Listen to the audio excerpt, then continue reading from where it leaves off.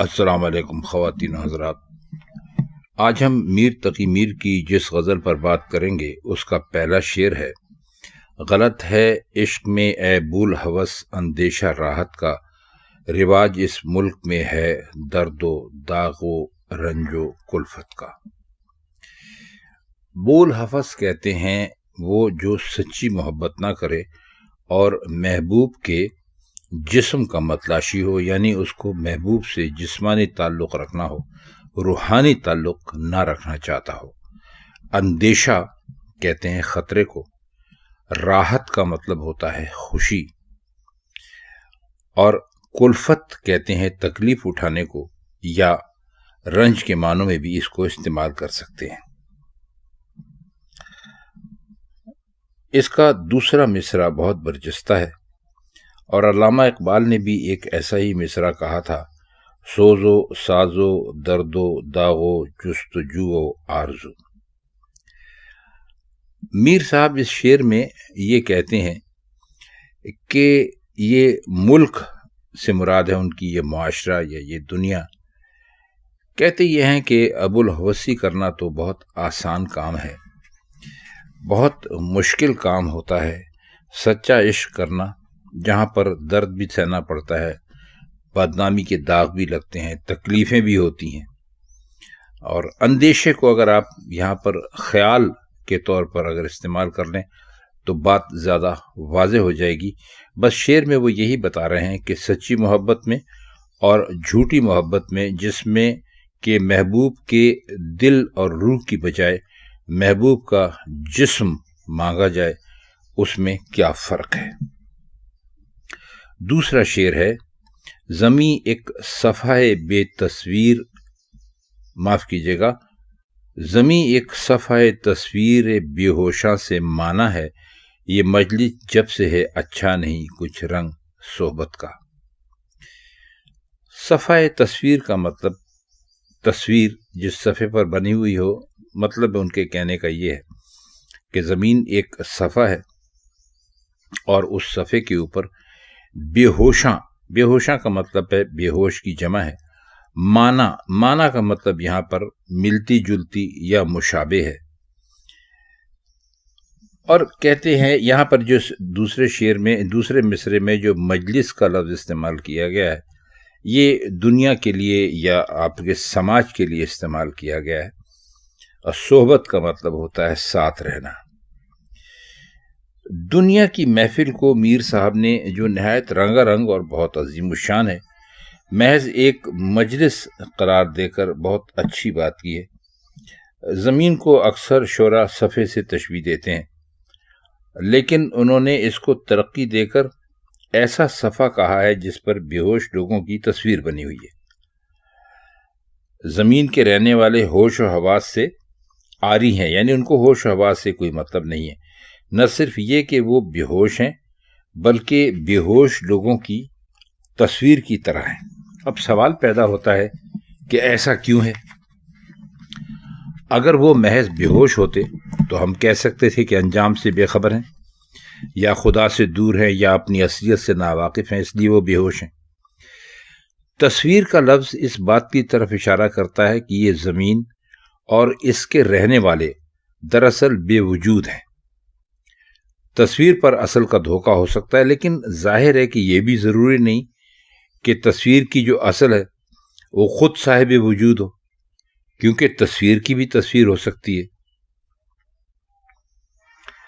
اگر آپ نے داستان پڑھی ہوگی طلسم ہوش ربا، اس کی تیسری جلد میں ایک شہزادہ ہے، وہ ایک برج کو فتح کرنے کی مہم میں ایک ایسے شہر میں جا نکلتا ہے جہاں کاغذ کے آدمی چلتے پھرتے ہیں. دکاندار بھی کاغذ کے، خریدار بھی کاغذ کے، سبھی کاغذ کے تھے. اور شام کو سب دکاندار دکانوں سے گر پڑے اور شہر کا شہر مردہ ہو گیا. کاغذی تصویریں پڑی تھیں، نہ حس و حرکت تن میں، نہ منہ سے بولتی تھیں. تو اور صبح کو شہزادے نے دیکھا تو سب پتلے کاروبار کرتے پھرتے ہیں، دکاندار بیٹھے ہیں. شہزادے نے کہا: بھائیو، تمہیں رات کو کیا ہوا تھا جو اوندھے منہ گر پڑے تھے؟ تو انہوں نے پتلے میں سے ایک نے کہا: ارے میاں کفر نہ بولو، سامری کرو، ہم تو جیسے دن کو ویسے ہی رات کو۔ شہزادے نے کہا اجی رات بھر تم کاغذ کی تصویریں بنے رہے، بالکل مردہ تھے، اور ہم سے کہتے ہو کفر نہ بولو۔ تو ان پتلوں نے کہا کیوں طوفان برپا کرتے ہو، ہم تو مردہ نہ تھے، تم آپ مرے پڑے رہے۔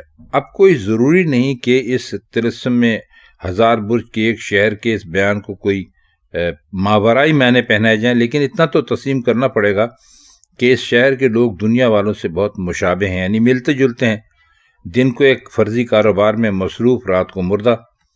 لیکن دعویٰ یہ کہ ہم زندہ ہیں، بلکہ جو زندہ تھے ان کو مرا ہوا سمجھنے پر اصرار بھی کرتے ہیں۔ تو صفحہ تصویر بے ہوشاں کی اس سے بہتر تصویر کیا ہوگی؟ اور ایسی مجلس کا رنگ شروع ہی سے تشویشناک نہیں ہوگا تو اور پھر کیا ہوگا؟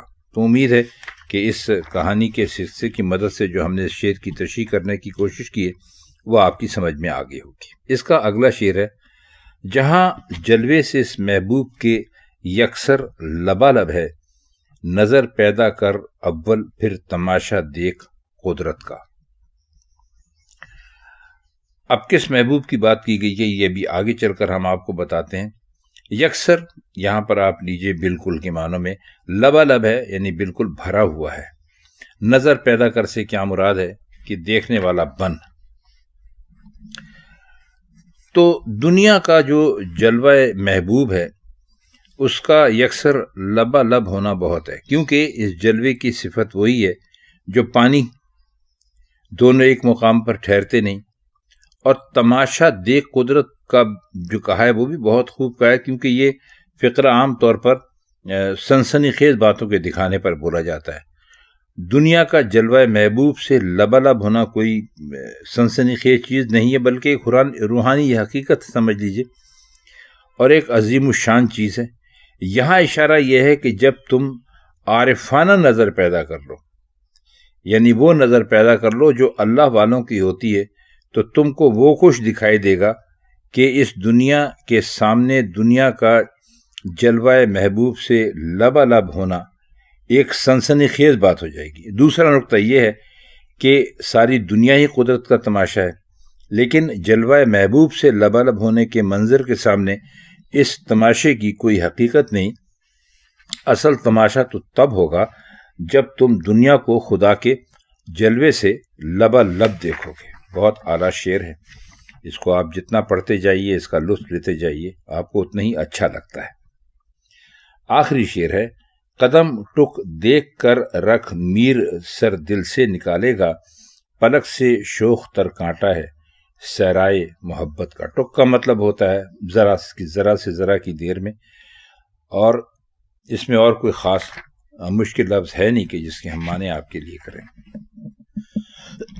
یہ مضمون ایک اور جگہ بھی کہا ہے دیوان اول میں، اس شوخ کی سر تیز پلکیں ہیں کہ وہ کانٹا گڑ جائے اگر آنکھ میں سر دل سے نکالے۔ بہرحال ہم اس شعر کے معنی کرنے کی کوشش کرتے ہیں جو کہ غزل میں ہے۔ اب اس شعر میں خوبی یہ ہے کہ 3 طرح کے کانٹے ایک کر دیے ہیں۔ ایک تو وہی معمولی دل کی خلش، دوسرا معشوق کی پلکیں، اور تیسرا سرائے محبت کا کانٹا ہے۔ اور تیسرے کانٹے کے ذکر سے اس میں کچھ زیادہ ہی لطف پیدا ہو گیا، اور اس سے زیادہ لطف اس پہلو میں ہے کہ سرائے محبت کا طبیعی اور مادی کانٹا تلوے میں چپتا ہے، اور غیر مرئی اور روحانی حقیقت کا کانٹا انسان کے دل میں نمودار ہوتا ہے۔ لفظ شوخ اس لیے بھی عمدہ ہے کہ اس میں یہ اشارہ ہے کہ راہ محبت کا کانٹا کوئی شوخ جاندار ہے جو بڑھتے بڑھتے دل تک پہنچ جائے گا اور دل کے سرے پر نمودار ہوگا۔ پہلے مصرے میں کانٹے کا ذکر نہ کر کے لیکن دل سے اس کا سر نکالنے کا تذکرہ کر کے ایک عمدہ تجسس یا انگریزی میں کہہ لیجیے تو سسپینس پیدا کیا ہے۔ یہ خیال رہے کہ شاعری ہمارے ہاں کسی زمانے میں زبانی سنانے کی چیز تھی، اور جو کلاسیکی شعراء ہیں یا پرانے شعراء ہیں ان کو پڑھنے کے طریقے کا پہلا اصول یہ ہے کہ کلام کو زبانی سننا فرض کیا جائے۔ لکھے ہوئے شعر میں تو دونوں مصروں پر نگاہ بیک وقت پڑ سکتی ہے، لیکن اگر شعر سنا جا رہا ہے یا سنایا جا رہا ہے تو اگلا مصرع بلکہ اگلا لفظ کیا ہوگا اس کے بارے میں بھی انسان کو تجسس رہتا ہے۔ لہذا یہ جو شعر جس پر ہم بات کر رہے ہیں، اس کے پہلے مصرے کو سن کر تجسس پیدا ہوتا ہے، یہ گمان بھی ہوتا ہے کہ ممکن ہے کانٹے کی بات ہو، اور جب یہ گمان پورا ہوتا ہے تو دوہری خوشی ہوتی ہے۔ تو خواتین حضرات، یہ میر تقی میر کی اس غزل کی چند اشعار تھے جن کے مشکل الفاظ کی معنی اور شرح ہم نے کرنے کی کوشش کی۔ اگر آپ کو اچھے لگے ہوں تو چینل کو سبسکرائب ضرور کر دیجیے گا۔ اب ہم چاہتے ہیں آپ سے اجازت۔ خدا حافظ۔